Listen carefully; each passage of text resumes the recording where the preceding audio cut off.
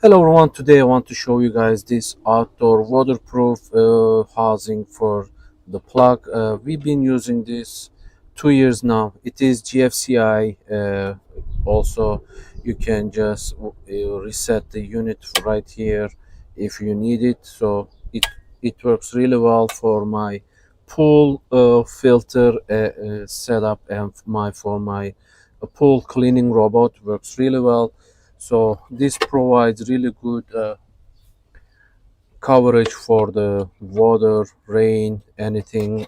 It's prevent. You can see once you put the plug, you will be able to just tuck this inside and close it. It stays here nice and securely. Let me see if I can close by. So it stays here really cool.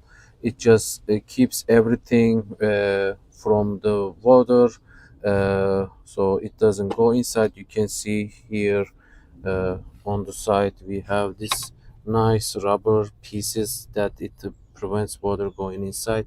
Also, this unit, you can let's say you don't want it to work going up, instead it can open to the left. So you would take this piece out and put this inside this section here instead, so it can operate toward the left instead of opening to the top. So this is really nice unit, very flexible, and it just works really well.